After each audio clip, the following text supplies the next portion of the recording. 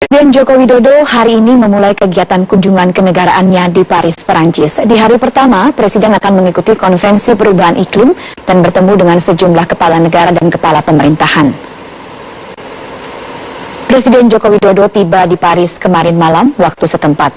Setelah bermalam di Paris, rencananya hari ini Presiden akan mengikuti konferensi perubahan iklim COP21.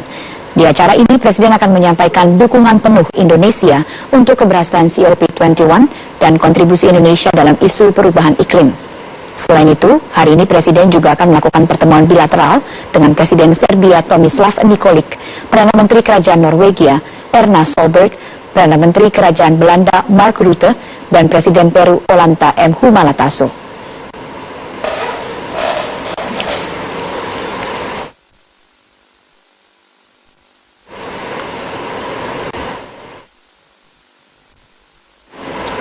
Institut Pemerintahan Dalam Negeri atau IPDN memecat 5 praja terkait kasus dugaan pemukulan praja IPDN dan Taruna Akmil di kampus IPDN Jatinangor yang terjadi beberapa waktu lalu. Namun pihak kampus membantah kelima praja tersebut dipecat karena terkait pemukulan. 5 praja berinisial FA, AN, NW, PA, dan FY diberhentikan dari IPDN. 5 praja ini terbukti melakukan pelanggaran berupa aksi kontak fisik terhadap praja junior dan 2 taruna akmil yang sedang studi banding ke kampus IPDN Jatinangor, Jawa Barat 19 November lalu. Kepala Biro Kemahasiswaan IPDN Arif M. Edi mengatakan, kelima praja yang dipecat tersebut hanya melakukan kontak fisik kepada korban, bukan memukuli korban. Beberapa isu yang berkembang katanya diambil tindakan. Nah, setelah kami dalami hari Senin sore dan malam, memang ada mahasiswa tingkat 4 yang mungkin habis ujian atau seperti apa dia capek, melihat adik-adiknya masih ngobrol-ngobrol sampai jam 12 malam, kemudian mereka didatangin oleh oknum itu. Jadi nggak semua pelajar, karena kami happy. Ibaratnya seperti keluarga ya, sepupu gitu, ada sepupunya datang itu kan seneng ya, main ngobrol lah, nggak ada masalah. Nah mungkin dia lagi capek atau apa, kemudian memberikan teguran. Pihak IPDN pun telah menyampaikan permohonan maaf secara resmi kepada pihak TNI AD, AU, dan AL terkait insiden tersebut. Seperti diketahui, telah terjadi dugaan pemukulan terhadap seorang praja junior IPDN dan 2 taruna akmil asal Magelang oleh 5 praja senior IPDN pada 19 November lalu. Kelima senior IPDN tersebut menemui korban karena masih berkeliaran hingga malam hari. Dari Sumedang, Jawa Barat, Husni Nursyaf, Metro TV. Pemirsa, Dewan Kehormatan Penyelenggara Pemilu atau DKPP melakukan sidang terhadap dugaan pelanggaran kode etik yang dilakukan 5 anggota komisioner KPUD Bone Bolango karena meloloskan Ismet Mile sebagai calon bupati. Sementara selain kesiapan logistik, KPU Kabupaten Gunung Kidul Yogyakarta juga mempersiapkan seluruh petugas lapangan. Kita akan menuju ke 2 daerah tersebut dan bergabung bersama teman-teman saya, ada Anggi Hasibuan di Makassar dan Tiara Amalia di Yogyakarta. Saya sapa Anggi terlebih dahulu. Anggi, selamat pagi. Bagaimana respon dari KPU Pusat atas kasus dugaan pelanggaran etik oleh komisioner KPUD? Ya, Rike, belakangan KPU Pusat mengeluarkan surat keputusan agar KPU Bone Bolango mencabut penetapan pencalonan dari Ismet Mile ini karena dirinya masih berstatus bebas bersyarat. Dewan Kehormatan Penyelenggara Pemilu atau DKPP kemarin melalui telekonferensi maksud kami dari Mabes Polri ini melakukan sidang terhadap dugaan pelanggaran kode etik yang dilakukan oleh 5 komisioner dari KPU Bone Bolango. Mereka dilaporkan oleh 5 LSM, diantaranya ada LSM Lembaga Pengawasan Pemerintah, LSM Lumbung Informasi, kemudian juga ada LSM Format Bangsa, dan 2 LSM lainnya. Setelah KPU Bone Bolango sempat mengambil keputusan dengan menetapkan Ismet Mile sebagai calon Bupati Bone Bolango 2015 pada 5 September yang lalu. Para LSM ini berpendapat bahwa Ismet tidak bisa diloloskan karena masih berstatus sebagai narapidana yang mendapatkan pembebasan bersyarat. Nah, setelah sidang, para pengadu yaitu para LSM ini mengaku tidak puas dengan sidang yang digelar oleh DKPP karena tidak semuanya fakta untuk membuktikan ketidaknetralan para pengadu ini berhasil diungkapkan oleh para pengadu. Nah, kemudian juga sidang yang dipimpin oleh Ketua Majelis Hakim ada Ana Erliana ini menghadirkan juga para teradu, para komisioner KPU Bone Bolango, kemudian juga Ketua KPU Bone Bolango Darwis Hasan yang menjelaskan sebelum mengambil keputusan untuk meloloskan Ismet Mile ini, pihaknya juga sudah mengklarifikasi status hukum dari Ismet Mile ke Lembaga Pemasyarakatan, kemudian juga dikonfirmasi ke Balai Pemasyarakatan, maksud kami ke Kementerian Hukum dan HAM wilayah Gorontalo, di Dirjen HAM dan juga Kemenkumham yang meminta petunjuk dan pertimbangan ke KPU Pusat. Nah, belakangan justru dari KPU Pusat sendiri yang tertanggal 24 November ini meminta KPU Bone Bolango untuk membatalkan pencalonan Ismet Mile yang berpasangan dengan Ishak Liputo. Alasannya adalah satu, karena Ismet Mile yang masih berstatus bebas bersyarat sehingga belum bisa dikatakan sebagai mantan narapidana. Dan ini juga masih ramai diperbincangkan untuk di wilayah Bone Bolango. Tika.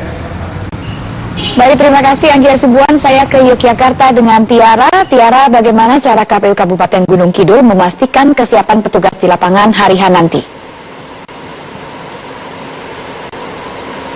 Selamat pagi Rike dan pemirsa. 9 hari menjelang pelaksanaan Pilkada serentak, Komisi Pemilihan Umum Gunung Kidul memastikan seluruh petugas di lapangan mulai dari PPK, KPPS dan PPK sudah sepenuhnya siap menggelar Pilkada. KPU Gunung Kidul menekankan kepada seluruh petugas PPK untuk mencermati proses pengisian sejumlah formulir dan proses rekapitulasi suara guna menghindari sengketa hasil Pilkada. Ketua KPU Gunung Kidul, Zainur Ihsan, mengatakan bahwa kecermatan petugas ini penting dilakukan agar tidak terjadi kesalahan pengisian formulir maupun kesalahan dalam proses rekapitulasi seperti kesalahan pengisian penjumlahan suara. Menurutnya, berbagai kesalahan tersebut rawan dalam pilkada besok, mengingat mekanisme rekapitulasi suara pada pilkada kali ini berbeda dengan pileg dan pilpres lalu, di mana dalam pilkada kali ini tidak dilakukan rekapitulasi di tingkat desa, melainkan di dari tingkat TPS langsung ke tingkat kecamatan, selanjutnya ke tingkat kabupaten. Pentingnya kecamatan petugas ini selain untuk memperlancar jalannya proses pemungutan dan penghitungan suara, juga untuk menghindari sengketa pilkada akibat dari kesalahan pengisian formulir maupun rekapitulasi. Pasalnya sesuai dengan Undang-Undang Nomor 8 Tahun 2015, Mahkamah Konstitusi hanya menerima gugatan sengketa hasil, bukan sengketa proses, di mana objek yang dapat diajukan sebagai perkara ke MK adalah keputusan dan ketetapan KPU terkait rekapitulasi perolehan suara masing-masing pasangan calon. Sehingga kecermatan petugas sangat dibutuhkan, terlebih dalam pilkada serentak ini hanya digelar satu putaran, yaitu pasangan calon dengan perolehan suara paling unggul yang akan disahkan KPU, berapapun selisihnya dengan pasangan calon lain. Sehingga diharapkan dengan tidak adanya kesalahan proses rekapitulasi, tidak akan ada gugatan ke MK oleh pasangan calon yang kalah. Berikut pernyataan KPU Gunung Kidul. Supaya memahami aturan tentang pemungutan penghitungan suara serta rekapitulasi, karena ini menjadi pokok dalam pelaksanaan pemungutan dari pemungutan suara. Maka ada harapan kesepahaman antara penyelenggara di PPK maupun Panwas.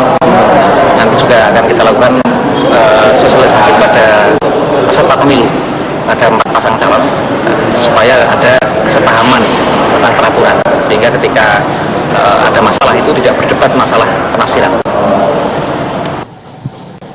Demikian Rike. Terima kasih Tiara Amalia bergabung langsung dari Yogyakarta, sebelumnya Anggi Hasibuan dari Makassar, Sulawesi Selatan. Bisa kami ajak Anda untuk melihat kepadatan arus lalu lintas pada pagi hari ini. Kita telah terhubung dengan petugas NTMC Polri, ada Bribda Ingrid di lapangan. Bribda Ingrid, selamat pagi. Bagaimana kondisi kendaraan di Simpang Fatmawati tempat Anda berada saat ini?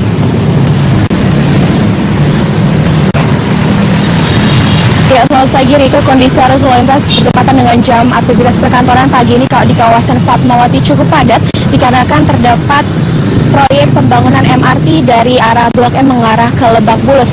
Dan untuk mengantisipasi kepadatan arus lalu lintas yang biasa terjadi di kawasan Fatmawati ini, Satuan Lalu Lintas dari Polda Metro Jaya melakukan rekayasa lalu lintas, yaitu yang pertama, lalu lintas dari arah Blok M yang akan mengarah ke Pondok Labu mulai pukul 6 hingga pukul setengah 9 pagi, semua dialihkan ke arah kiri ataupun ke arah Cilandak, dan kendaraan diarahkan memutar arah di Simpang Trakindo untuk kemudian baru mengarah ke kawasan Pondok Labu.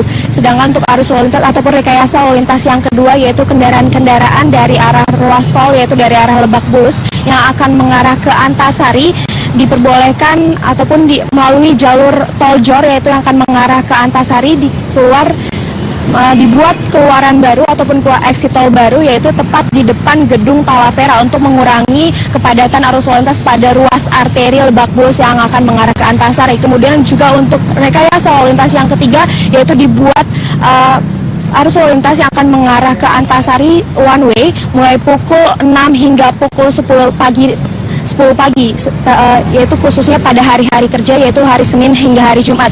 Dan upaya ini untuk mengurangi kepadatan arus lalu lintas berkaitan dengan proyek pembangunan MRT. Sedangkan arus lalu lintas pada saat ini di ruas traffic light Fatmawati dari arah Pondok Labu yang akan mengarah ke Blok M masih cukup padat. Demikian juga untuk arus lalu lintas untuk arah dari sebaliknya, yaitu dari arah Fatmawati ataupun Blok M yang akan mengarah ke Pondok Labu maupun yang akan mengarah ke kawasan Ragunan juga masih padat. Dan kemungkinan kepadatan arus lalu lintas masih akan terjadi khususnya kendaraan-kendaraan yang akan mengarah ke Lebak Bulus dikarenakan adanya penyempitan jalur di kawasan ini akan mengarah ke Lebak Bulus. Dari semula terdapat 3 lajur menjadi hanya 1 lajur. Untuk itu bagi Anda para pengendara melintasi kawasan ini untuk lebih bersabar dan mengikuti arahan maupun petunjuk petugas di lapangan. Sementara demikian informasi dapat kami sampaikan, semoga bermanfaat. Kembali ke Rika. Terima kasih, Bribda Ingrid melaporkan. Pemirsa kami